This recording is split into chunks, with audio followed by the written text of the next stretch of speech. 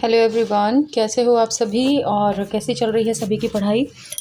आज हमारा टॉपिक है हमारा योजनाओं का सेकंड सेट। हमने एक सेट कर लिया है, ये हमारा योजनाओं का दूसरा प्रैक्टिस सेट है जिसके 100 प्रश्न आज हम लगाने वाले हैं। तो हमारा पहला प्रश्न है, धारा 376D बी का मुख्य उद्देश्य क्या है। किसका उद्देश्य पूछा है इसने, धारा 376D में बी का क्या उद्देश्य है। तो इसमें आपका आंसर आएगा 12 वर्ष से कम आयु की स्त्री के साथ सामूहिक बलात्कार करना इसके अंतर्गत आता है। हमने योजना पढ़ी थी, उसमें बताया था 376 बलात्कार के लिए होता है, जिसमें डी और बी जो है ये आपका किस में आता है, सामूहिक बलात्कार में। ठीक है, तो इसका क्वेश्चन का ये आंसर आपका हो जाएगा ए। ठीक है, नेक्स्ट देखेंगे, हमारा नेक्स्ट क्वेश्चन क्या है, PCPNDT किसे कहते हैं, किससे संबंधित है। PCPNDT किससे संबंधित है, तो ये आपका आ जाएगा दूसरे का क्या आ जाएगा आपका, जन्म से पहले लिंग निर्धारण, लिंग की जांच कराना गर्भावस्था में, ये जांचना ये बच्चा मेल है या फीमेल। ठीक है, ये इसके अंतर्गत आ जाएगा, उसको PCPNDT कहते हैं। इसके बाद आया आपका, निम्नलिखित में से किस धारा के अंतर्गत विदेश से लड़की को आयात करने के लिए सज़ा निर्धारित की जा सकेगी। विदेश से लड़कियों का आयात किस धारा के अंतर्गत गैरकानूनी है, तो इसमें आपका आ जाएगा तीसरे का डी, धारा 366। क्या आ जाएगा, 366। ठीक है, 366 आपका इसमें आ जाएगा। ओके, ध्यान देना, 366 366। ठीक है, इसके बाद हम देखेंगे अगला क्या है। आप लोग बोलते थे कि फ़ॉन्ट छोटा है, तो अब मुझे 2-2 3-3 पार्ट में एक पेज को करना पड़ा, तो अब मेरी हालांकि प्रॉब्लम बढ़ गई है, बार बार पेज चेंज करना पड़ेगा, बट कोई बात नहीं। चलो आगे देखते हैं, बालिकाओं के प्रति बढ़ते अपराध को देखते हुए पॉक्सो एक्ट में बदलाव करने हेतु सरकार द्वारा जारी किए गए प्रस्ताव को कैबिनेट से किस वर्ष मंजूरी मिली। ठीक है, कैबिनेट से पॉक्सो एक्ट को किस वक्त किस ईयर में मंजूरी मिली, तो ये आ जाएगा आपका चौथे का ए, अप्रैल 2018 में। ठीक है, अप्रैल 2018 में पॉक्सो एक्ट में बदलाव करने हेतु कुछ बदलाव किए गए पॉक्सो एक्ट में। इस सरकार द्वारा रखे प्रस्ताव को, सरकार ने जब प्रस्ताव रखा तो कैबिनेट ने इसे अप्रैल 2018 में मंजूरी दे दी पॉक्सो एक्ट में। ठीक है, तो ये आपका हो गया ये चौथा नंबर का क्वेश्चन। ठीक है, नेक्स्ट हम देखेंगे पाँचवें क्वेश्चन में क्या है, मानव तस्करी के खिलाफ कौन सा अंतर्राष्ट्रीय संगठन है। मानव तस्करी के खिलाफ कौन सा अंतर्राष्ट्रीय संगठन है, तो वो आ जाएगा आपका ILO। क्या आ जाएगा, ILO। ठीक है, ILO का फुल फॉर्म क्या हो जाएगा आपका, इंटरनेशनल लेबर ऑर्गेनाइजेशन। ठीक है, क्या आ जाएगा, अंतर्राष्ट्रीय श्रम संगठन। ये आपका आ जाएगा जो मानव तस्करी के खिलाफ एक संगठन है। ठीक है, इसका आंसर क्या आ जाएगा आपका, ILO। अब अगला है 6 का, यदि विवाह के पूर्व दहेज लिया जाता है या लिया गया है तो दहेज कब लौटाया जाएगा। ठीक है, मतलब क्या हुआ, यदि विवाह के पूर्व दहेज लिया गया है तो दहेज कब लौटाया जाएगा। मान लो किसी विवाह के पहले ही दहेज दे दिया और किसी कारण से विवाह नहीं हुआ, तो विवाह उसको दहेज कब तक लौटा देना चाहिए जो जिससे वो सज़ा से बच जाए। तो इसका क्या आंसर आ जाएगा आपका, हम लोगों ने ये जब बाल विवाह अपन पढ़ रहे थे तो अपन ने इसमें देखा हुआ था कि इसका कब आ जाएगा आपका 6 का, इसका आ जाएगा बी, विवाह के 3 माह के अंदर। विवाह के 3 माह के अंदर, विवाह रुका नहीं है इसमें, एक्चुअली ये है पूछा गया है कि विवाह के पहले ही दहेज ले लिया और लेकिन लड़की तक दहेज पहुंचा नहीं है, मतलब लड़की के पास दहेज पहुंचा नहीं, किसी रिश्तेदार ने रख लिया या कहीं पर भी है, तो महिला के पास दहेज कितने महीने तक पहुंचाना चाहिए, तो 3 माह के भीतर पहुंच जाना चाहिए। ठीक है, नेक्स्ट हम देखेंगे, इसके लिए भी हमें नेक्स्ट पेज पर जाना पड़ेगा। बहुत मेहनत कराते हो तुम लोग, है ना, जरा एक ही थोड़ा सा जूम करके नहीं पढ़ सकते, मुझसे कहोगे जूम करके तो। ठीक है, अगला आता है 7वां, दहेज प्रतिषेध अधिनियम 1961 में दहेज के संबंध में असत्य कथन कौन सा है। ठीक है, असत्य कथन बताना है इनमें से कि दहेज प्रतिषेध अधिनियम 1961 में दहेज के संबंध में असत्य कथन क्या है, तो 7वें का जाएगा इसमें बी, मेहर दहेज की परिभाषा में आता है, परिभाषा में लिख लेना, परिभाषा काट दिया इसको, परिभाषा में आता है। ठीक है। दहेज मेहर जो है दहेज की परिभाषा में आता है, यह गलत है। दहेज को मेहर मतलब मेहर को दहेज नहीं बोला जाता। नेक्स्ट देखेंगे हम, यदि कोई व्यक्ति दहेज लेता है या देता है तो कितना जुर्माना लगाया जाता है। तो जुर्माना कितना होता है यदि कोई लेन देन करता है दहेज का, तो इसमें आ जाएगा 8वें का बी 15,000 से दहेज के मूल्य तक, या तो 15,000 का जुर्माना या दहेज जितने का है उतना। यदि किसी ने 5 लाख का दहेज लिया है तो 5 लाख ही उसको जुर्माने में भरने पड़ेंगे। ठीक है। नेक्स्ट है, दहेज प्रतिशत अधिनियम 1961 की धारा 5 के अंतर्गत दो व्यक्तियों के बीच अपनी मर्जी से दहेज के लेन देन के लिए किया गया करार होगा। कैसा होगा? अगर वो अपनी स्वेच्छा से भी लेन देन कर रहे हैं दहेज का तो भी वो कैसा होगा? तो ये आपका आ जाएगा शून्य करणीय। ठीक है, शून्य करणीय मतलब बिल्कुल भी जायज़ नहीं है। ठीक है। नेक्स्ट है हमारा 10वां क्वेश्चन देखेंगे, किस धारा के अंतर्गत दहेज प्रतिशत अधिकारी की नियुक्ति की जाती है? किस धारा के अंतर्गत? तो 10वें का क्या आ जाएगा आपका? 10वें का आ जाएगा आपका सी धारा 8 खा या 8 बी के तहत आपके दहेज प्रतिशत अधिकारी की नियुक्ति की जाएगी। दहेज मांगना या दहेज लेने के लिए देने की मांग करना दहेज प्रतिशत अधिनियम की किस धारा में दंडनीय अपराध है? तो किस में है ये शुरू में ही अपन ने पढ़ा था, धारा 4 के अंतर्गत आता है। धारा 4 के अंतर्गत दहेज मांगना या दहेज लेने देने की मांग करना। देखो, दहेज लेने के लिए धारा 3 है, आपने दहेज का लेन देन किया वो धारा 3 में है, लेकिन दहेज की मांग करना मतलब देना तो वो छोड़ो, दहेज मांग भी लिया आप, लड़के वाले आपको देखने आए और उन्होंने वहीं कह दिया कि हम तो 5 लाख लेंगे साहब, अगर उसकी शिकायत हो गई, भले आपने नहीं दिए वो, लेकिन उन्होंने मांगा है और आपने शिकायत कर दी, तो धारा 4 के तहत उनको सज़ा दी जाएगी। ठीक है। नेक्स्ट है, दहेज प्रतिशत अधिनियम 1961 के अंतर्गत नियम बनाने की शक्ति किसे प्रदान की गई है? कौन है जो नियम बनाता है? तो वो आ जाएगा आपका केंद्र सरकार को। ठीक है, केंद्र सरकार नियम बनाती है। 2 मिनट दीजिएगा मुझे। चलो 13 नंबर का क्वेश्चन देख लो।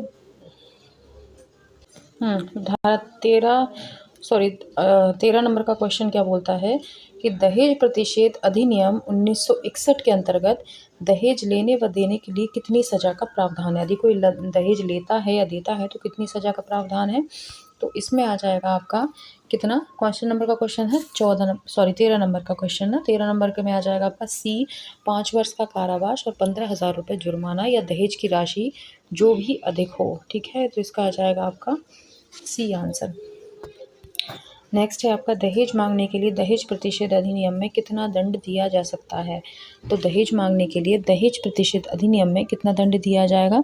तो धारा 14 क्वेश्चन नंबर 14 अपना बोलता है कि इसमें आ जाएगा आपका न्यूनतम 6 माह का कारावास, अधिकतम 2 वर्ष का कारावास और 10,000 रुपये जुर्माना। किस चीज़ के लिए? मांगने के लिए। ठीक है, मांगने के लिए। लेन देन के लिए 15,000 और आपके सिर्फ मांगने के लिए 10,000 रुपये का जुर्माना। ठीक है। नेक्स्ट है हमारा, दहेज संबंधी विज्ञापन प्रकाशित करवाने पर अधिकतम कितनी सज़ा है? जो आपने इश्तिहार देखे होंगे कि सुंदर सुशील पुरुष के लिए, इंजीनियर लड़के के लिए लड़की की तलाश है, 5 लाख रुपए का आपको दहेज देना होगा, इस तरह का इश्तिहार अगर अखबार में या कहीं पे भी करता है तो उसमें कितनी सज़ा का प्रावधान है वो देख लो। क्वेश्चन नंबर 15 हमारा कह रहा है कि दहेज संबंधी विज्ञापन के लिए क्या सज़ा का प्रावधान है? तो ये आ जाएगा आपका 5 वर्ष का कारावास। बहुत बड़ा कारावास है, मांगने से भी बड़ा। सोचो, मांगने या लेन देन से भी बड़ा। तुमने इश्तिहार दिया क्यों? क्योंकि इसलिए है क्योंकि ये लोग क्या कर रहे हैं, प्रमोट कर रहे हैं दहेज को, क्योंकि इनका इश्तिहार देखकर लोगों के मन में ये बैठ जाएगा कि दहेज कंपलसरी होता है। इनको देख के 4 और लोग इंस्पायर्ड होंगे, इसलिए इनको ज़्यादा पनिशमेंट है। नेक्स्ट देखेंगे हम 16 नंबर का कि दहेज लेने व देने का करार शून्य होगा, इस प्रकार का प्रावधान दहेज प्रतिषेध अधिनियम की किस धारा में है? ठीक है, दहेज लेने व देने का करार शून्य होगा, इस प्रकार का प्रावधान दहेज प्रतिषेध अधिनियम की किस धारा में है? तो 16 का आंसर आ जाएगा आपका ए धारा 5 में। ठीक है, धारा 5 में क्या बोला है? दहेज लेना देना शून्य है। ठीक है। इसके बाद हम देखेंगे 17 नंबर का क्वेश्चन कि दहेज प्रतिषेध अधिनियम में अपराधों का संज्ञान लेने के संबंध में गलत कथन कौन सा है? तो इसमें आपका आ जाएगा 17वें का ऑप्शन नंबर डी, जो कि इस पेज में है ही नहीं, तो हमें जाना पड़ेगा आगे। इसका है आपका, मजिस्ट्रेट स्वयं की जानकारी के आधार पर अपराध का संज्ञान नहीं ले सकता है। इनमें से कौन कौन सा है? ऑप्शन 2 और 4, यानी कि ये वाला तो है ही। और दूसरे नंबर पे क्या था आपका? कितना गड़बड़ दिया देखो इसमें, मतलब देखने के लिए हमें जाना पड़ेगा। दूसरा एक तो ये है, व्यथित व्यक्ति द्वारा परिवाद प्रस्तुत करने पर अपराध का संज्ञान नहीं लिया जाएगा। ठीक है, व्यथित व्यक्ति यदि प्रतिवाद प्रस्तुत करता है, मतलब जो जो व्यथित है, मतलब जिसके साथ हुआ है आपका बाल विवाह, सॉरी दहेज, दहेज जिसके लिए दिया गया है, जैसे व्यथित व्यक्ति है, महिला ही पहुंच जाती है दहेज के लिए, तो उस पे अपराध का संज्ञान नहीं लिया जा सकता। और सेकंड और डी नंबर में क्या है, मजिस्ट्रेट स्वयं की जानकारी के आधार पर अपराध का संज्ञान नहीं ले सकता। स्वयं की जानकारी के आधार पर नहीं ले सकता, उसे पूरे तथ्य जुटाने होंगे। तो 2 नंबर और 4 नंबर। ठीक है, इसके बाद हमारा आएगा 18वें का, दहेज प्रतिषेध अधिनियम के में अपराध किस प्रकृति के होते हैं। तो कैसे होते हैं दहेज उसमें 18वें का आ जाएगा आपका डी, संज्ञेय और अजमानती और अशमनीय। संज्ञेय, ठीक है, और अजमानतीय इसमें आ जाएगा आपका ये है आपका। ठीक है, अब देखेंगे। अच्छा, आप लोग जो बोल रहे थे ना कि ये जूम थोड़ा कर दिया करो, ये मैक्सिमम जूम है, इससे पूरे पेज की अगर आप पिक लेते हैं तो मैक्सिमम जूम होता है। अगर हमको बहुत ज़्यादा जूम करना है, अगर मुझे करना है, तो मुझे पेज को एक पेज को 4-5 पार्ट में करना होता है, इस वजह से। तो आप लोगों को अगर दिक्कत होती है ना, तो थोड़ा सा अपनी वीडियो जूम कर लिया करो, वीडियो जूम हो जाती है, उतना उतना साइड जूम कर लिया करो, तो आप लोगों को ईजिली दिख जाएगा। क्या है, मैं अगर एक एक पेज को अगर 6-6 पिक लूँगी ना उसकी, तो बहुत ज़्यादा पेज हो जाएंगे और फिर बार बार पेज चेंज करने में दिक्कत होती है ना। थोड़ा सा आप लोग थोड़ा सा एडजस्ट करो, उसको जूम कर लिया करो, वीडियो हो जाती है जूम। जैसे हम फ़ोटो जूम करते हैं वैसे वीडियो भी जूम हो जाती है। आप उतना उतना पार्ट को जूम कर लिया करो, दिख जाएगा आसानी से। अब देखेंगे हम कहाँ गया, दहेज प्रतिषेध अधिनियम में राज्य सरकार द्वारा नियम बनाने की शक्ति किस धारा में वर्णित है। किस धारा में है आपके, दहेज प्रतिषेध अधिनियम में राज्य सरकार द्वारा नियम बनाने की शक्ति किस धारा में निहित है। तो ये आ जाएगा आपका 19 में डी, धारा 10 में, नियम बनाने के 10 में है। अब आएगा नेक्स्ट, दहेज निषेध अधिकारी की नियुक्ति कौन कर सकता है। दहेज निषेध अधिनियम की नियुक्ति कौन कर सकता है। तो इसमें आ जाएगा आपका ऑप्शन बी, राज्य सरकार। ठीक है, कौन कर सकता है, राज्य सरकार। नियम कौन बनाएगा, केंद्र सरकार। और इसके अलावा राज्य सरकार ही बनाएगी दहेज प्रतिषेध अधिनियम, राज्य सरकार ही बनाएगी। और राज्य सरकार ही क्या करेगी, दहेज प्रतिषेध अधिकारी की नियुक्ति करेगी। इसके बाद हम देखेंगे दहेज प्रतिषेध अधिकारी के कार्यों के संबंध में गलत कथन कौन सा है। तो ये आ जाएगा आपके 21 का सी, कि दहेज प्रतिषेध अधिकारी द्वारा दहेज संबंधी अपराध करने वाले व्यक्तियों के साक्ष्य को एकत्रित नहीं किया जा सकता। ठीक है, इसमें क्या आ जाएगा, दहेज प्रतिषेध अधिकारी द्वारा दहेज संबंधी अपराध करने वाले व्यक्तियों के साक्ष्य को एकत्रित नहीं किया जाएगा। वो नहीं करेंगे साक्ष्य एकत्रित, वो सिर्फ निगरानी रखेंगे उसकी।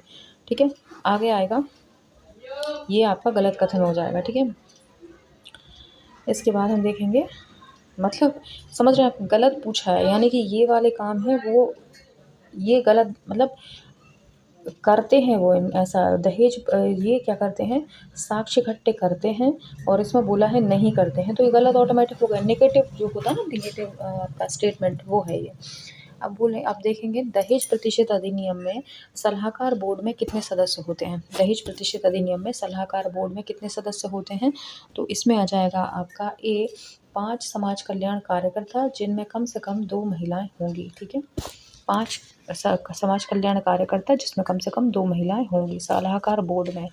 ओके, इसके बाद देखेंगे बाल विवाह प्रतिषेध अधिनियम 2006 के अधिनियमन का उद्देश्य क्या है। क्या उद्देश्य है इसमें, कौन से नंबर का क्वेश्चन है ये हमारा 23, तो 23 नंबर का क्वेश्चन है। और 23 नंबर के क्वेश्चन का आंसर है ए, बाल विवाह के अनुष्ठान का प्रतिषेध और उसके संबंधित या उसके अनुषंगिक विषयों का उपबंध करना। प्रतिषेध मतलब क्या होता है, रोकना। प्रतिषेध मतलब रोकथाम, रोकना, और उससे संबंधित है उसके आनुषंगिक विषयों का उपबंध करना। ठीक है, कुल मिलाकर रोकना, ये है उसका उद्देश्य। आगे पचड़ में मत पड़ो। आगे देखेंगे दहेज प्रतिषेध अधिनियम 1961 में दहेज की परिभाषा किस धारा में है।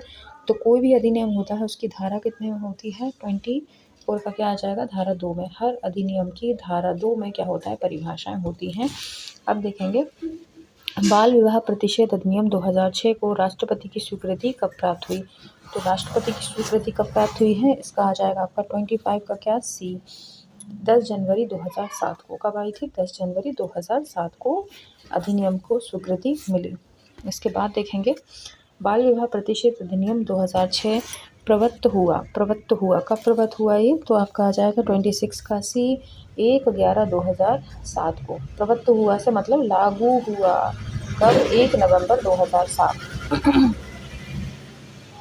बाल विवाह प्रतिषेध अधिनियम 2006 के अंतर्गत बालक को किस धारा में परिभाषित किया गया है, किस धारा में बालक को परिभाषित किया गया है, तो 27वें का आ जाएगा आपका ए, धारा 2 काम है, ठीक है, दो काम है। नेक्स्ट, बाल विवाह प्रतिषेध अधिनियम 2006 का विस्तार है, कहाँ है धारा इसका विस्तार बाल विवाह प्रतिषेध का, तो 28वें में क्या आ जाएगा आपका ए, संपूर्ण भारत पर, संपूर्ण भारत पर। नेक्स्ट है बाल विवाह प्रतिषेध कार्य अधिनियम 2006 लागू होता है, 2006 कब लागू होता है बाल विवाह अधिनियम 2006, यह जाएगा भारत के बाहर तथा भारत के परे भारत के सभी नागरिकों को। भारत के परे से मतलब है भारत के बाहर रह रहे सभी नागरिकों को भी, ठीक है, उन पर भी ये लागू होता है। अगर उन पर भारतीय नागरिकता है, मतलब भारतीय नागरिकता है और वो अभी कहीं बाहर है, तो भी उन पर ये लागू होगा, ठीक है। इसके बाद हम देखेंगे महिलाओं के स्वास्थ्य सुधार के लिए भारत सरकार द्वारा शुरू की गई योजना का क्या नाम है। महिलाओं के स्वास्थ्य सुधार के लिए भारत सरकार द्वारा शुरू की गई योजना का नाम क्या है, तो इसमें आ जाएगा आपका कौन सा है, 30 का ए, प्रधानमंत्री मातृत्व वंदना योजना। वंशाली कर दिया है, इसमें क्या कर लेना, इसको वंशाली दिया हुआ, वंशाली है क्या कोई सी योजना, कि कहीं मैं 1 मिनट कंफर्म कर लूँ, आप 2 मिनट दीजिए मुझे। हाँ, तो कंफर्म है, ये वंशाली नहीं है, ये आपका कौन सी है, मातृत्व वंदना ही है, ये मातृत्व वंदना योजना, ठीक है, जो हम लोग पढ़ते हैं, मातृत्व वंदना योजना, ठीक है, ए ऑप्शन सही है, मातृत्व वंदना, प्रधानमंत्री मातृत्व वंदना योजना, ठीक है। नेक्स्ट देखेंगे बाल विवाह प्रतिषेध अधिनियम 2006 के अनुसार नर बालक से अभिप्रेत है ऐसा व्यक्ति जिसने पूरी नहीं की है, तो कितनी उम्र, इसका क्या आ जाएगा आपका 18 वर्ष, ठीक है। नेक्स्ट है बाल विवाह प्रतिषेध अधिनियम 2006 के अनुसार बालिका से अभिप्रेत है वो नारी जिसने पूरी नहीं की है, कितनी आपकी,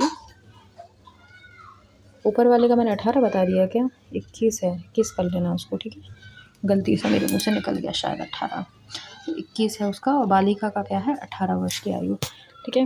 नेक्स्ट है बाल विवाह प्रतिषेध अधिनियम 2006 की खालिस्तान में बाल विवाह को परिभाषित किया गया है, तो कौन सी धारा में परिभाषित किया गया है आपका बाल विवाह, तो ये आ जाएगा आपका 33 का क्या बी, धारा 2 खा में, धारा 2 खा में आपका बाल विवाह को परिभाषित किया गया है, 2 खा या 2 बी। अब बाल विवाह प्रतिषेध अधिकारी के अंतर्गत बाल विवाह प्रतिषेध अधिकारी भी है जो नियुक्त किया, किस धारा के अंतर्गत उसको नियुक्त किया गया है बाल विवाह प्रतिषेध अधिकारी को, तो ये आ जाएगा आपका 34 का क्या, 34 का सी, आपका धारा 16(1) में, धारा 16(1) के अधीन आपके बाल विवाह प्रतिषेध अधिकारी की नियुक्ति की जा रही है, 16, ठीक है, ध्यान रखना।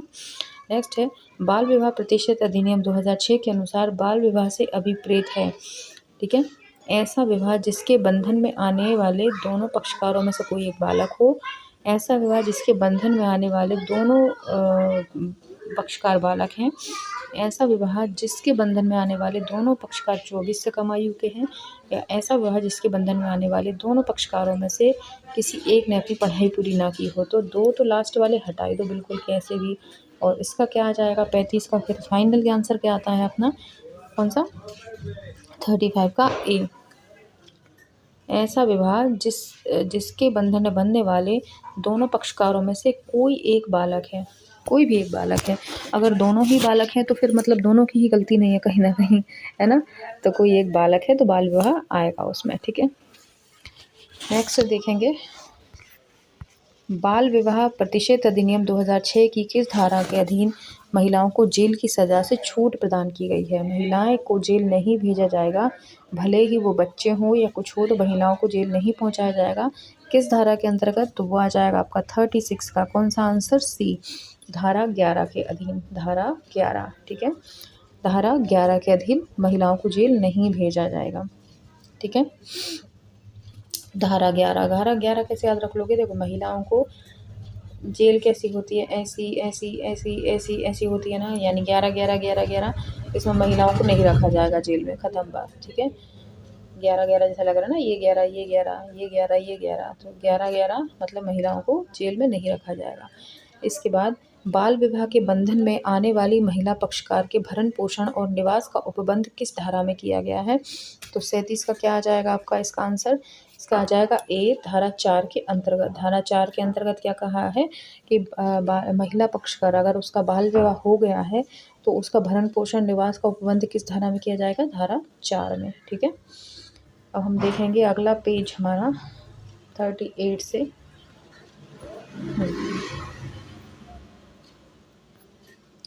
क्वेश्चन नंबर 38 क्या बोल रहा है? पर छुप रहा है, देखो मैं इसको मना रही हूँ। देखो, वयस्कता प्राप्त करने के पश्चात बालक को अकृतता की डिग्री द्वारा क्या लिखा, बातिल करने के लिए जिला न्यायालय में अर्जी इल की जा सकेगी। कुछ मिसप्रिंट है इसमें ना, एक मिनट में देख लो। अस्वीकृता होगी कि डिग्री होगी द्वारा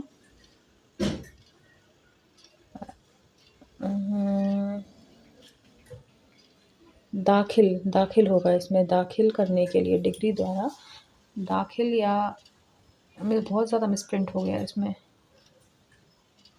वयस्कता प्राप्त करने के पश्चात बाल विवाह को अस्वीकृत कराने के लिए, अच्छा ये इसमें शायद ये पूछा गया, शायद नहीं यही पूछा गया है कि मान लीजिए अगर कोई बालक है, वो वयस्क हो गया है, उसका बाल विवाह हुआ था, तो वो क्या कर सकता है, न्यायालय में दर्जी उसकी कौन हासिल कर सकता, मतलब कौन बोल सकता है उसकी दर्जी को, अर्जी कौन दे सकता है कि हमारा बाल विवाह हुआ था, इसे शून्य मतलब कराया जाए। तो इसमें से कौन आ जाएगा? तो 38 का इसका आंसर क्या आ जाएगा? 38 का आ जाएगा आपका बी, आपका विवाह बंधन में आने वाले पक्षकार द्वारा ही जो विवाह के समय बालक था। ठीक है, जो खुद अगर वो देखिए अगर वो बच्चा है तो उसके घर से कोई भी बोल सकता है कि इनका बाल विवाह हुआ है, इसे शून्य करार किया जाए। लेकिन अगर बच्चा वयस्क हो गया है तो वो स्वयं ही जाकर करेगा, वो खुद कैपेबल है कि खुद कर सकता है। तो विवाह बंधन में आने वाले पक्षकार द्वारा ही जो विवाह के समय बालक था वही करेगा। ठीक है, अर्जी। इसके बाद, वयस्कता प्राप्त करने के पश्चात बाल विवाह को अकृतता की डिग्री द्वारा कब की जा सकेगी? वही क्वेश्चन है, अब कब की जा सकेगी ये बताना है। तो पता नहीं कौन सी लैंग्वेज इसमें लिखी हुई है, अपन समझ गए, बात खत्म हो गई। ठीक है, 39 का क्या हो जाएगा इसमें? 2 वर्ष के पश्चात। ठीक है, हो जाता है मिसप्रिंट, कोई उसमें वो बड़ा इशू नहीं है, अपन तो समझ गए ना, है ना। तो क्या आ जाएगा? 2 वर्ष बाद। ठीक है, वयस्कता मतलब वो जवान हो गया है, तो 2 वर्ष के अंदर, यंग हो जाने से 2 वर्ष के अंदर उसको बताना पड़ेगा कि मेरा बाल विवाह हुआ था और अब इसको आप शून्यकरण कर दीजिए, क्योंकि उसमें अकल आ गई है, उसमें वो वयस्क हो गया है। अब वो चाहता है कि बाल विवाह हुआ था मेरे साथ ज़बरदस्ती, अब मैं इसमें नहीं रहना चाहता हूँ, तो 2 वर्ष के अंदर वो कर सकता है। ठीक है, नेक्स्ट है, बाल विवाह प्रतिषेध अधिनियम 2006 की किस धारा में बाल विवाह को, कहा गया के अंदर, जितना जो हो सकेगा मैं कर रही हूँ, बाल विवाह प्रतिषेध अधिनियम 2006 की किस धारा में बाल विवाह से बालकों का भरण पोषण और अभिरक्षा संबंधित है? तो किसमें बालकों का भरण पोषण अभिरक्षक उपबंधित है, किसमें? तो इसका 40 क्या आ जाएगा? ए, धारा 5 में, धारा 5 में, इसमें धारा 5 में दिया हुआ है। ठीक है, लेकिन इसमें बालकों का क्या, बालकों से मतलब है बाल विवाह हुआ और बाल विवाह से जो बच्चे हुए उनका भरण पोषण की बात हो रही है यहाँ पे, तो ये धारा 5 में आ जाएगा। ठीक है। अब बाल विवाह करने वाले पुरुष वयस्क के लिए दंड उपबंधित है। बाल 21 साल से ज़्यादा का लड़का है और लड़की 12-13 साल की है, उसने कर लिया तो उसको कितनी सज़ा होगी ये आपको बताना है। तो इसमें क्या आ जाएगा 41 का वी, धारा 9 में इसका वर्णन है। धारा 9 में दिया हुआ है कि अगर पुरुष वयस्क है और महिला जो है वो अवयस्क है तो उसके लिए धारा 9 में उसकी सज़ा है। ठीक है। नेक्स्ट देखेंगे हम, बाल विवाह प्रतिषेध अधिनियम 2006 की धारा 11 के अधीन किसी कठोर कारावास द्वारा दंडित किया जा सकेगा। धारा 11 के अंतर्गत जो अपन देखा था अभी महिलाओं को नहीं किया जाएगा, तो फिर किसे दंडित किया जाएगा बताओ। तो इसमें क्या आ जाएगा आपका 42 का डी, बालक के पिता को, महिला के यानी पिता को। बालक से मतलब है इसमें महिला पुरुष दोनों ही आएंगी। ठीक है। तो बालक के पिता को, लड़कियों को तो कर नहीं सकते हैं, है ना, तो बालक के पिता को किया जाएगा। नेक्स्ट है, बाल विवाह प्रतिषेध अधिनियम 2006 की किस धारा के अधीन बाल विवाह को प्रतिषिद्ध करने वाला व्यादेश जारी किया जा सकता है। तो किसके द्वारा किया जा सकता है। 43 का क्या आ जाएगा यहाँ पे आपका ए आ जाएगा, आंसर क्या आ जाएगा ए, धारा 13 के अंतर्गत। ओके। अब आता है बाल विवाह प्रतिषेध अधिनियम 2006 की धारा 4 के अनुसार अवयस्क से अभिप्रेत है। अवयस्क कौन है तो ये देखना है। हाँ, क्या आ जाएगा इसमें, धारा 2(4) के अनुसार अवयस्क से अभिप्रेत कौन है। 44 का क्या आ जाएगा इसमें सी, ऐसा व्यक्ति जिसके बारे में अधिनियम 1875 का 9 के उपबंधों के अधीन यह माना गया है कि उसने वयस्कता प्राप्त नहीं की है। ठीक है। अगर अपन ए सिलेक्ट करते हैं तो क्या होगा, महिला की बात हो रही है, बी सिलेक्ट करते हैं तो पुरुष की बात हो रही है, तो या तो दोनों आता ऑप्शन और नहीं है तो फिर हम ये सिलेक्ट करेंगे। ठीक है। नेक्स्ट है, बाल विवाह प्रतिषेध अधिनियम 2006 की किस धारा 13 के अधीन अध्यादेश जारी करने का अधिकारी कौन है। कौन कर सकता है इसका अध्यादेश जारी या व्यादेश जारी, कौन कर सकता है। तो 45 में आ जाएगा आपका बी, प्रथम वर्ग न्यायिक मजिस्ट्रेट, प्रथम वर्ग न्यायिक मजिस्ट्रेट। ठीक है। अब आएगा, यदि किसी बालक को अकृत करने के लिए याचिका फाइल करते समय याचिकाकर्ता अवयस्क हो तो याचिका फाइल की जा सकेगी किसके द्वारा। 46 का क्या हो जाएगा यहाँ पे आपका डी, उपयुक्त सभी के द्वारा। कौन कौन कर सकता है, एक तो संरक्षक कर सकता है, बाद मित्र कर सकते, बाद मित्र से मतलब मित्र मंडली उनकी, या फिर आपके बाल विवाह प्रतिषेध अधिकारी द्वारा। ठीक है। अगर जो बाल विवाह जिसका हो रहा है वो अवयस्क है तो फिर इनमें से कोई भी शिकायत कर सकता है, याचिका दायर कर सकता है। बाल विवाह के अकृत किए जाने पर महिला पक्षकार को भरण पोषण प्रदान करने की अवधि क्या होती है, कब तक उसको भरण पोषण दिया जाएगा। तो इसमें आ जाएगा, इसका ए और बी दोनों आना चाहिए। एक बार मैं देख लूँ क्या है इसका आंसर। 47 का क्या है आपका, यस, उसके पुनर्विवाह तक, उसके पुनर्विवाह तक। ठीक है। 47 का क्या आ जाएगा, उसके पुनर्विवाह तक। पुनर्विवाह है, ए और बी नहीं आएगा इसमें, पुनर्विवाह तक, जब तक उसकी शादी नहीं हो जाती यंग होने के बाद। भाई बाल विवाह था, शिकायत हुई तो विवाह शून्य हो गया, वैसे ही शून्य हो गया यानी उसका विवाह हुआ ही नहीं था, तो अब वो कभी ना कभी तो शादी करेगी, तो जब तक वो शादी नहीं करती तब तक आपको भरण पोषण देना होगा, भले वो व्यस्क हो जाए, भले उसकी नौकरी लग जाए। तुमने क्यों बाल विवाह किया था, अब तुम भुगतो, और जब तक उसको दूसरा पति नहीं मिल जाता तब तक आप दो पैसे। अब आएगा 48, प्रधानमंत्री आवास योजना किसके लिए लागू की गई है। तो इसका क्या आ जाएगा 48 का आपका बी, गरीबों और लाचार व्यक्तियों के लिए, गरीबी और लाचारों के लिए। ठीक है। स्वच्छ भारत अभियान का उद्देश्य क्या है, तो इसका क्या आ जाएगा 49 का क्या आ जाएगा आपका सी, शौचालय मुक्त भारत। ठीक है। 50 का देखेंगे, आयुष्मान भारत योजना के अंतर्गत क्या प्रदान किया जाता है। तो क्या किया जाता है इसमें, मुफ्त चिकित्सकीय सुविधाएं उपलब्ध कराई जाती हैं। ठीक है। बेटी बचाओ बेटी पढ़ाओ किसके लिए शुरू की गई है, तो किसके लिए की गई है, बेटी बचाओ बेटी पढ़ाओ। ये 51 का क्या आ जाएगा आपका आंसर सी, लड़कियों के जीवन के लिए। ठीक है। 52 का देखेंगे, थोड़ा जल्दी करेंगे अपन, बहुत वीडियो बहुत लंबी हो जाएगी। ओके, देखेंगे नेक्स्ट, प्रधानमंत्री जन धन योजना के तहत व्यक्तिगत बैंक खाते किसके लिए खोले गए हैं? तो ये क्या आ जाएगा आपका 52 में बी, गरीब और अनुसूचित जातियों के लिए। ठीक है। उज्ज्वला योजना किसके लिए है? तो उज्ज्वला योजना किसके लिए प्रदान की गई है? तो इसका आ जाएगा आपका 53 का क्या आ जाएगा आपका बी ऑप्शन, महिलाओं के लिए वित्तीय स्वाधिकार बढ़ाने के लिए। ठीक है, ये आ गया आपका वित्तीय स्वाधिकार में। देखो अब आप लोग का होगा कि उज्ज्वला तो गैस सिलेंडर के लिए, तो वित्तीय स्वाधिकार बढ़ाने के लिए इसमें किया गया है। वित्तीय स्वाधिकार भी आ जाएगा ना उसमें, उज्ज्वला के तहत सिलेंडर की कीमतों में कमी कर दी गई है। इसके बाद अपना आएगा प्रधानमंत्री किसान सम्मान निधि योजना।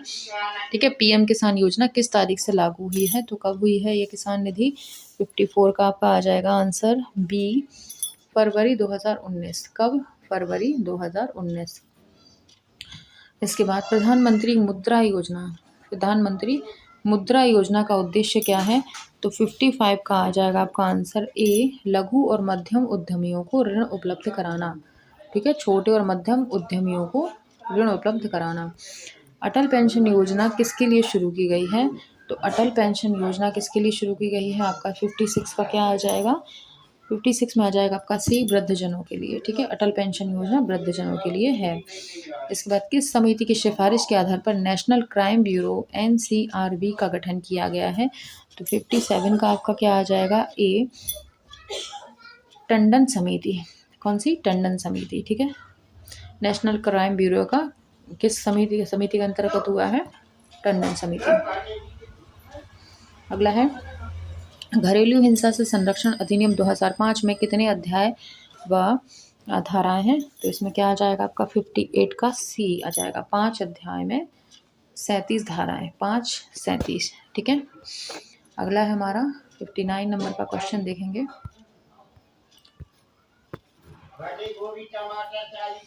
वर्तमान में केंद्रीय महिला एवं बाल विकास मंत्री कौन है? तो कौन आ गई है यहाँ पे? स्मृति ईरानी इसमें दिया हुआ है, लेकिन स्मृति ईरानी तो अब जा चुकी हैं भाई, स्मृति ईरानी चली गई हैं। स्मृति ईरानी क्या हो चुकी हैं? जा चुकी हैं। और स्मृति ईरानी की जगह अब आ गई हैं अन्नपूर्णा देवी। अन्नपूर्णा देवी। महिला बाल विकास में क्या मिलता है? पोषण आहार मिलता है। पोषण आहार मतलब अन्न, और अन्न को पूर्ण रूप से देने वाली अन्नपूर्णा देवी। ठीक है, महिला एवं बाल विकास विभाग की स्थापना किस वर्ष हुई थी? तो ये तो भैया बता सकते हो आप लोग। 60 का क्या 60 का क्या आ जाएगा आपका डी, 1985 में। ठीक है, महिला एवं बाल विकास मंत्रालय की स्थापना 1985 में हुई। राष्ट्रीय अपराध रिकॉर्ड ब्यूरो की स्थापना कब हुई है? तो 61 का हो जाएगा आपका ए, 11 मार्च 1986। ठीक है, 1986, 11 मार्च 1986। घरेलू हिंसा संरक्षण अधिनियम कब लागू किया गया था? तो आप बताइएगा मुझे ज़रा, कब किया गया था? 62 का क्या आ जाएगा इसमें डी, 26 अक्टूबर 2006 को। 26 अक्टूबर 2006 को। ठीक है, घरेलू हिंसा से संरक्षण अधिनियम की किस धारा में मजिस्ट्रेट पीड़ित को सेवा प्रदाता से परामर्श लेने का निर्देश दे सकेगा? तो इसमें क्या आ जाएगा आपका 63 का क्या आ जाएगा सी, धारा 14। ठीक है, इसके बाद घरेलू हिंसा से संरक्षण अधिनियम की किस धारा में उल्लेख है कि पक्षकार ऐसी इच्छा करे तो कार्यवाही बंद कमरे में हो सकेगी? अगर चाहता है जो व्यथित महिला है वो चाहती है कि बंद कमरे में कार्रवाई हो, तो ऐसा करना पड़ेगा। तो ये 64 में कौन सा क्या आंसर आ जाएगा आपका बी, धारा 16 में। ठीक है, धारा 16 में ही वर्णित है कि महिला अगर चाहती है कि बंद कमरे में कार्रवाई हो, उसकी इज्जत सरेआम ना नीलाम हो, तो धारा 16 के अंतर्गत ऐसा हो सकता है। ठीक है, अगला है हमारा घरेलू हिंसा से संरक्षण अधिनियम में संरक्षण अधिकारी की नियुक्ति का उल्लेख अधिनियम की किस धारा में है? ये शायद हम देख चुके हैं अभी। 65 का क्या आ जाएगा ए, धारा 8 में। ठीक है, धारा 8 के अंतर्गत घरेलू हिंसा अधिनियम के संरक्षण अधिकारी की नियुक्ति है। अगला है हमारा घरेलू हिंसा के विरुद्ध महिलाओं के संरक्षण अधिनियम 2005 की धारा 11 में किसका उल्लेख है? तो किसका उल्लेख है 66 में? डी, सरकार के कर्तव्य। सरकार के कर्तव्य किसमें है? धारा 11 में उल्लेखित है। ठीक है, और जिसके अंतर्गत आपका काफ़ी पूछा जाता है। अगला देखेंगे आईपीसी का पूरा नाम क्या है। आईपीसी का पूरा नाम क्या है, तो आ जाएगा आपका इंडियन पीनल कोड। भारतीय दंड संहिता कब लागू हुई, भारतीय दंड संहिता कब लागू हुई है, तो 68 में आ जाएगा आपका ए, 1 जनवरी 1862, 1862। नेक्स्ट है 1860 के दशक में गठित प्रथम विधि आयोग के अध्यक्ष कौन थे। ठीक है, 1860 के दशक में गठित प्रथम विधि आयोग के अध्यक्ष कौन थे, तो 69 का हो जाएगा आपका बी नंबर का लॉर्ड मैकाले के द्वारा, लॉर्ड मैकाले। इस 70 का है किसी व्यक्ति द्वारा गैर कानूनी समूह की सदस्यता लेना। इसका उल्लेख आईपीसी की किस धारा में है। गैर कानूनी समूह आतंकवादी संगठन होगा या कुछ और है इस तरह के, तो ये किसके अंतर्गत आएगा, तो आपका धारा 70 में, धारा 70 नहीं, क्वेश्चन 70 में बी आ जाएगा, धारा 143 के तहत। ठीक है, अब आता है आईपीसी के किस धारा में दंड के प्रकार का उल्लेख किया गया है। दंडों के प्रकार का उल्लेख किस धारा में दिया गया है, तो 71 का आ जाएगा आपका बी। क्या आ जाएगा, बी 53, धारा 53 में उल्लेखित है कि आईपीसी में कितने प्रकार के दंड दिए गए हैं। कार्यस्थल पर लैंगिक महिलाओं का यौन उत्पीड़न अधिनियम कब पारित किया गया है, तो उसका तो शायद पता ही होगा सभी को। इसका आ जाएगा आपका 2013, क्योंकि इसका नाम ही है पूरा 2013। अगला है महिलाओं के का कार्यस्थल पर लैंगिक उत्पीड़न इस अधिनियम के अंतर्गत तैयार किए गए शिकायत समितियों का सबूत जुटाने में किस कोड को अधिकार प्रदान किए गए हैं, किस कोड को दिए गए हैं, तो इसका आ जाएगा आपका 73 का बी, सिविल कोड। ठीक है, सिविल कोड जो कि जिला स्तर पर होते हैं। इसके बाद भारतीय दंड संहिता की धारा 376 के अंतर्गत किस प्रकार के अपराध होने का दंड का प्रावधान है, तो 376 अपन बहुत बार कर चुके हैं कि ये बलात्कार से संबंधित है। ठीक है, नेक्स्ट है हमारा 75, स्त्री धन का अर्थ बताएं।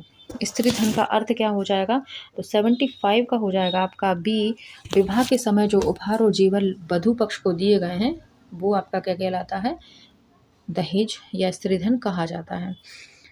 घरेलू हिंसा के विरुद्ध महिलाओं के संरक्षण अधिनियम 2005 के तहत यदि कोई कार्यवाही करवानी है तो वह कार्य कितने दिनों के अंदर पूर्ण होना चाहिए, की जाएगी, तो क्या की जाएगी ये आपके 76 का क्या हो जाएगा, सी, 30 दिनों के अंदर। ठीक है, 30 दिनों के अंदर अगर घरेलू हिंसा हुई है तो 30 दिनों के अंदर आपको शिकायत दर्ज करनी होगी। ऐसा नहीं है कि कर ली, साल भर पहले हुई और उसके बाद आप आओ, नहीं, 30 दिनों के भीतर आपको आना होगा। घरेलू हिंसा के विरुद्ध महिलाओं के संरक्षण अधिनियम 2005 की धारा 37 का किस विषय से संबंधित है। ठीक है, धारा 37 जो है घरेलू हिंसा की किस विषय से संबंधित है, तो 77 का आ जाएगा आपका डी, सेवा प्रदाता। ठीक है, क्या आ जाएगा 77 का, सॉरी कौन सा पूछा, 77 का ना, 77 का डी है, केंद्र सरकार की नियम बनाने की शक्ति। ठीक है, केंद्र सरकार की नियम बनाने की शक्ति।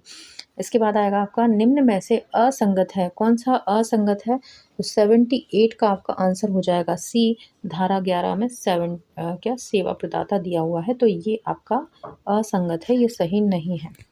ठीक है, इसमें शायद सरकार के कर्तव्य है, राइट, अभी पढ़ा था अपन ने। अब देखेंगे कार्यस्थल पर महिलाओं के यौन उत्पीड़न के विरुद्ध अधिनियम 2013 में कुल कितनी धाराएं हैं, तो 79 का आपका जाएगा इसमें सी, कितना है 30 धाराएं हैं, 30 धाराएं हैं। महिलाओं का कार्यस्थल पर लैंगिक उत्पीड़न, यह अधिनियम किसके संदर्भ में दिए गए सभी दिशा निर्देशों को, धारण एवं प्रावधानों को निहित करता है, तो 80 का क्या आ जाएगा आपका सी, विशाखा। क्या आ जाएगा, विशाखा। विशाखा एक देखा होगा कि आप लोगों जो कार्यस्थल पर लैंगिक उत्पीड़न है, विशाखा नाम की महिला थी राजस्थान की, जिनके साथ लैंगिक उत्पीड़न हुआ था कार्यस्थल पर, तो उसी के नाम पर इसका नाम रखा गया है।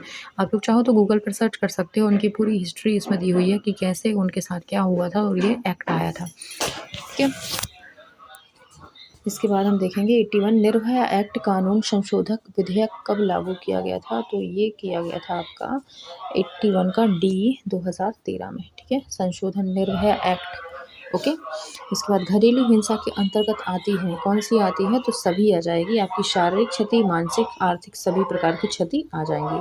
ठीक है, अब 83 का आता है, घरेलू हिंसा से महिलाओं का संरक्षण अधिनियम भारत की संसद केसेस द्वारा किस वर्ष पारित हुआ है? तो 83 का आपका आ जाएगा सी, 2005 में। ठीक है, 2005 में।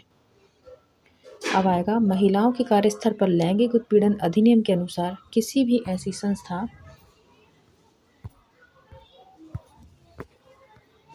संस्था जिसमें 10 या 10 से अधिक लोग काम करते हैं, वहाँ किस प्रकार की समिति का गठन होगा? तो वहाँ पर होगा आपका 84 का ए, आंतरिक शिकायत समिति। अगर 10 से कम है तो फिर आपके जिला स्तर पर होगा। ये आ गया। अब आता है, आंतरिक शिकायत समिति का अध्यक्ष कौन होता है? तो कौन होता है आंतरिक शिकायत समिति का अध्यक्ष? इसमें हो जाएगा आपका 85 का क्या हो जाएगा? बी, कार्यस्थल पर कार्यरत सबसे वरिष्ठ महिला। ठीक है, जो कार्यस्थल पर कार्यरत है सबसे वरिष्ठ महिला, उसका आ जाएगा आपका 85 में इसका अध्यक्ष। इसके बाद, किसी भी महिला के साथ यदि कार्यस्थल पर किसी प्रकार का यौन उत्पीड़न हुआ है तो वह इसके संबंध में कितने दिनों के भीतर आंतरिक शिकायत समिति के समक्ष शिकायत दर्ज करवा सकता है? तो इसका भी क्या आ जाएगा आपका 86 का क्या आ जाएगा आपका डी, 90 दिनों के अंदर। कितने दिनों के अंदर? 90 दिनों के अंदर। जिस दिन आपके साथ लैंगिक उत्पीड़न हुआ है कार्यस्थल पर, तो आपको 90 दिनों के भीतर शिकायत दर्ज करानी होगी। इसके बाद आता है, कार्यस्थल पर महिलाओं से यौन उत्पीड़न के विरुद्ध अधिनियम 2013 के नियोजक के कर्तव्य का उल्लेख निम्नलिखित में से किस धारा के अंतर्गत आता है? ठीक है, महिलाओं से उत्पीड़न के विरुद्ध अधिनियम 2013 में नियोजक के कर्तव्य का उल्लेख, जो नियोजक हैं उसके कर्तव्य का उल्लेख किस धारा में आता है? तो इसका हो जाएगा आपका 87 का क्या ए, धारा 19 में। धारा 19 में आ जाएगा। ठीक है, नेक्स्ट देखेंगे हम, कार्यस्थल पर महिलाओं से यौन उत्पीड़न के विरुद्ध अधिनियम किस धारा में परिवाद के बारे में जांच के आदेश उल्लेख हैं? परिवाद के बारे में यानी घटना के बारे में जांच के उल्लेख हैं। तो क्या आ जाएगा 88 का आपके सी, धारा 11 में। ठीक है, धारा 11 में। अब सोचो इसमें कितना डिटेल में दिया हुआ है। अपन ने जो पढ़े थे एक एक पूरी धाराएं अपनी इसी MCQs में कंप्लीट होती जा रही हैं, तो है ना, तो काफ़ी कुछ अपना कवर हो जाएगा। अपन सेट लगाते जाएंगे ना तो बहुत कुछ कवर हो जाएगा अपना। इसके बाद देखेंगे, कार्यस्थल पर महिलाओं से यौन उत्पीड़न के विरुद्ध अधिनियम 2013 में कितने अध्याय हैं? तो कितने अध्याय हैं? 89 का क्या आ जाएगा इसमें सी, 8 अध्याय हैं। कितने हैं? 8 अध्याय। ठीक है, ये आ गया 8 अध्याय। नेक्स्ट हम देखेंगे, स्थानीय शिकायत समिति का अध्यक्ष कौन होता है? अब स्थानीय शिकायत समिति का कौन होगा? स्थानीय से मतलब है आपके कहाँ पे हो जाएगा? ये जिला लेवल पर हो जाएगा और इसमें क्या होगा? जिले के समाज सेवा से जुड़े प्रतिष्ठित महिला। ठीक है, जिले की समाज सेवा से जुड़ी हुई प्रतिष्ठित महिला हो जाएगी। इसके बाद हम देखेंगे, स्थानीय शिकायत समिति में कम से कम कितने सदस्य होना ज़रूरी है? स्थानीय में कितने सदस्य होना ज़रूरी है? इसमें 4 सदस्य होना ज़रूरी होते हैं। इसे LCC बोलते हैं, लोकल, है ना, लोकल कंप्लेंट कमेटी, LCC। और ICC इंटरनल। ठीक है, इंटरनल कंप्लेंट कमेटी, वो आ जाएगा ICC और ये क्या आ जाएगा आपका LCC। ठीक है, आंतरिक शिकायत समिति में कितने सदस्य होना?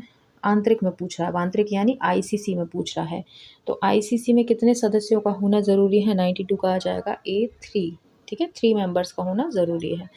स्थानीय शिकायत समिति से यदि पीड़िता समिति से मिले सले या जो फैसले होगा, फैसले कैसे दिया हुआ है, समिति के फैसले से संतुष्ट नहीं है तो IPC की किस धारा के तहत कार्रवाई करवा सकती है? अगर मान लो स्थानीय जो उसने जिले लेवल पर शिकायत की और वहाँ से जो उसको निराकरण मिला उससे वो संतुष्ट नहीं है, तो किसके अंतर्गत वो करा सकती है आगे जांच? तो वो आ जाएगा आपका धारा 354 के अंतर्गत। कौन सी धारा के? 354 के अंतर्गत वो IPC की धारा के तहत और कार्रवाई करवा सकती है। ठीक है, यदि किसी व्यक्ति द्वारा किसी महिला का किसी भी माध्यम से बार बार पीछा किया जाता है तो उसे किस धारा के अंतर्गत दंडित किया जाएगा?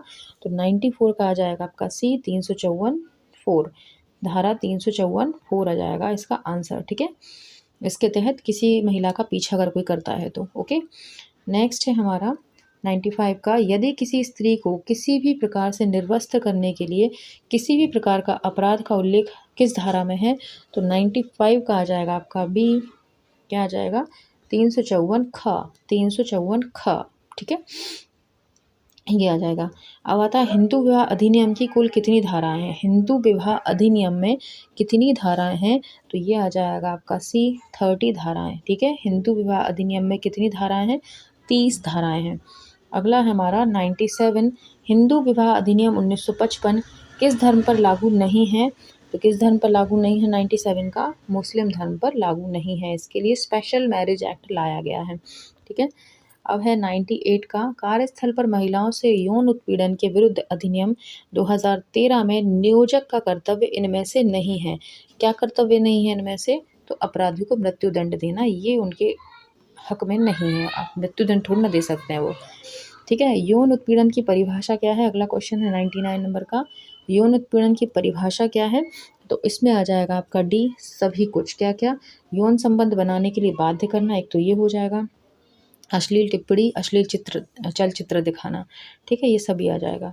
इसके बाद आपका कार्यस्थल पर महिलाओं से यौन उत्पीड़न के विरुद्ध अधिनियम 2013 में किस अध्याय के तहत स्थानीय परिवाद समिति का गठन करा जाएगा, तो क्या आ जाएगा इसमें, 100 नंबर के क्वेश्चन का आ जाएगा आपका सी, अध्याय 13 में, ठीक है बहनों, हमारे 100 क्वेश्चन हो गए और बहुत कुछ सीखा है ना, बहुत कुछ जानने को मिला, नोट करते जाना, नोट कर लेना इनको और बार बार रिवाइज करना, तो अपने उसमें आ जाएगा। देखिए अपने एक्ट वगैरह जो है मैं करा ही रही हूँ आपको पूरा थ्योरिकल, और रही बात इन धाराओं की, तो जो बची कुछ कसर है इन धाराओं की प्रैक्टिस से हो जाएगी, तो लगे रहो भाई, कभी ना कभी सफलता मिलेगी, सब कभी ना कभी क्या, जैसे वैकेंसी आएगी वैसे ही मिलेगी, ठीक है, तो लगे रहो, बिल्कुल सिलेक्शन होगा, बस ईमानदारी से पढ़ाई करते रहो और जुड़े रहो, ट्रिक से सीखते रहो और सपोर्ट में रहो प्लीज़, क्योंकि आप सपोर्ट जितना करोगे उतना ही आपको अच्छा मिलेगा, ठीक है। मुझे एनर्जी कहाँ से मिलेगी, जब आप सपोर्ट करोगे, और नहीं करोगे तो फिर एनर्जी डाउन रहेगी, और फिर है ना, समझ रहे हो ना, क्लासेस भी डाउन ही हो जाएंगी, तो प्लीज़ आप लोग ऐसा ना करें, सपोर्ट बनाए रखें और बस लाभ लेते रहें, ठीक है। मिलेंगे अगले वीडियो में, तब तक के लिए बाय।